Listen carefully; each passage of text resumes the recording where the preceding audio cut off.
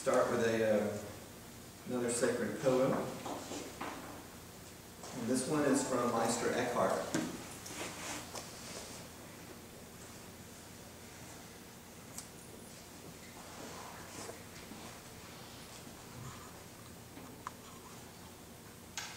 When I was the stream, when I was the forest, when I was still the field, when I was every hoof, foot, fin, and wing, when I was the sky itself, no one ever asked me did I have a purpose. No one ever wondered was there anything I might need. For there was nothing I could not love.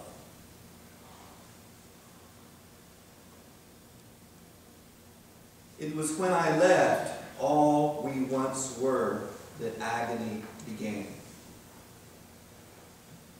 The fear and questions came. And I wept. I wept. And tears I had never known before.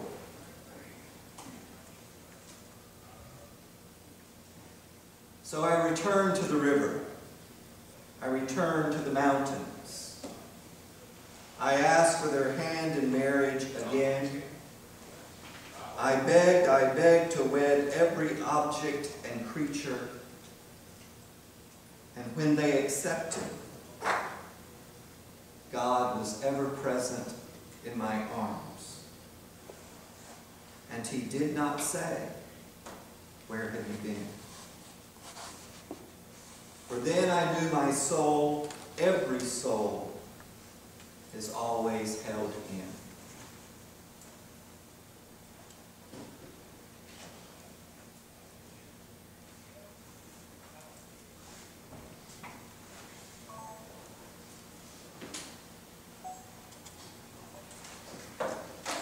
Yesterday we spent most of our time moving through a kind of litany, telling a crucifixion story, things that have reduced our soul, shriveled up, contracted our soul. And what I would like to do is to take just a few moments before we start to move more into the resurrection of the soul, or the rebirth of the soul, and then into the rebirth or reinvention of the structures, to give you just a moment to, in a sense, buy in. And I, if you want it to be like I did and be more of the corporate, cultural things that have reduced soul, but what I hope some of you will bubble out are very practical, personal things. So, for example, there's no doubt in my mind that my soul is reduced because I live every day with a very, very young congregation. I live under great financial pressure every day to try to get enough money from these young folk that have very limited resources. And so, if I did not have to worry about that, I know my soul could soar. So I want to give you just a few moments to maybe gather with it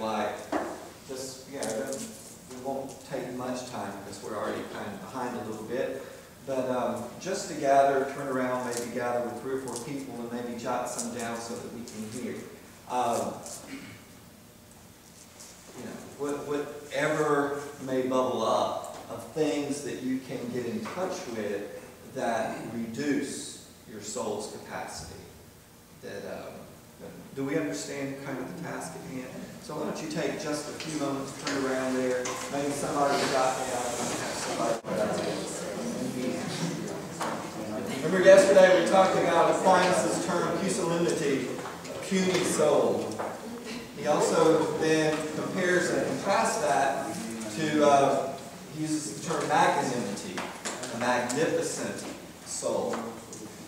And so what you've been describing are the things in your life, in your experience, that prevents us from having a magnificent, a magnanimous heart. the soul.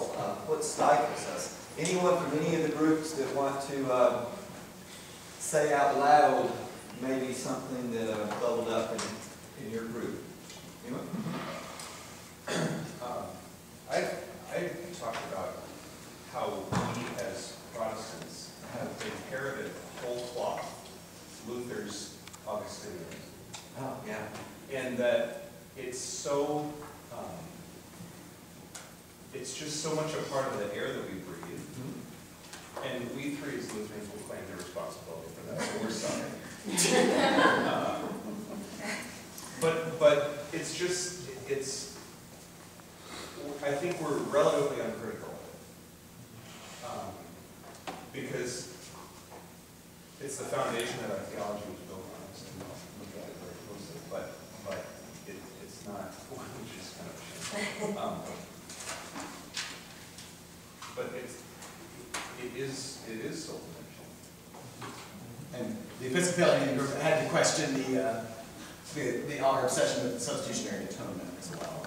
And just, that's, again, part of our DNA. This bloody sacrifice demanded by a vengeful God, Yeah. Well, I knew you guys were here, so I used John Calvin yesterday. I tried to be nice. That was the point.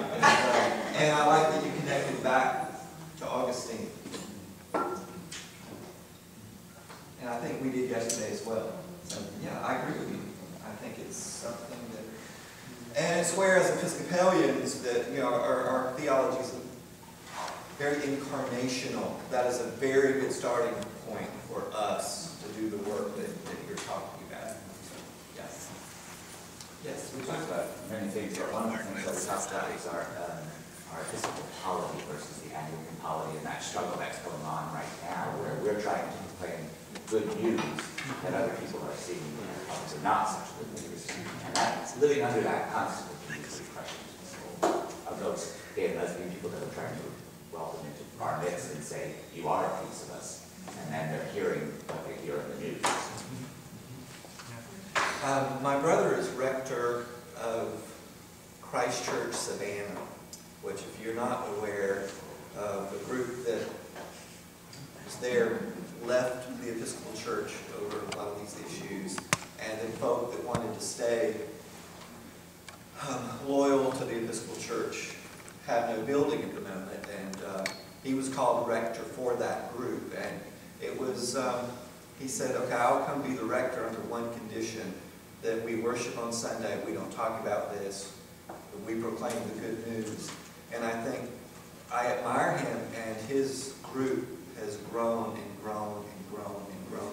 It appears that the lawsuits, that the momentum is to get to the Episcopal Churches back, and they probably will go back into the building. But sometimes we just have to discipline ourselves, don't we, just to turn that noise off and proclaim the good news, and do it with joy and love, and as the Canticle 10 that we used in morning prayer, the word goes out and it waters the earth. It will not return void. So, yeah. And hot burning coals can fall on the heads of those who got it coming. We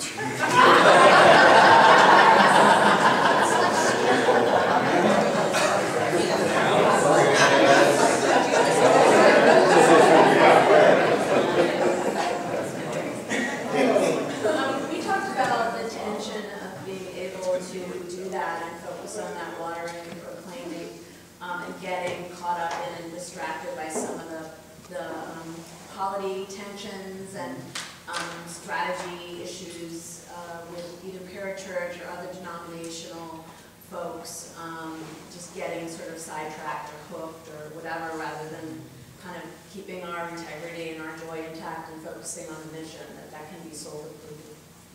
Yeah. Well, and what I do to do that is get outside.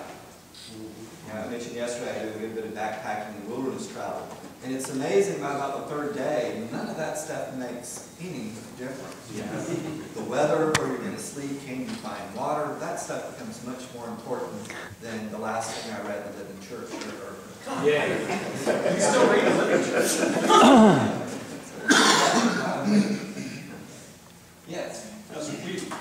that things that reduce our souls come from external sources that we have no control over. And they also come from inside of us, our personal experiences and things that are happening within us.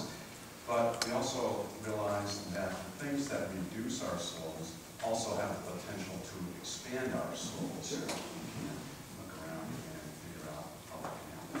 There's no resurrection without crucifixion. Yeah.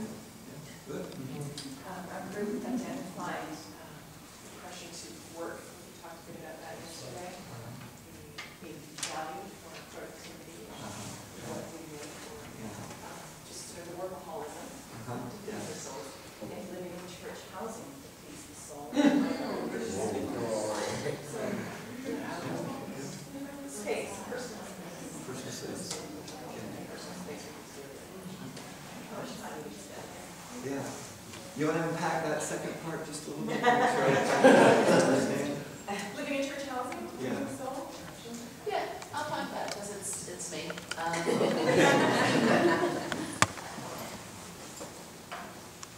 It's not my space.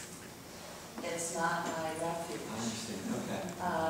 How do I use my personal resources to create my place of refuge when it isn't what I own?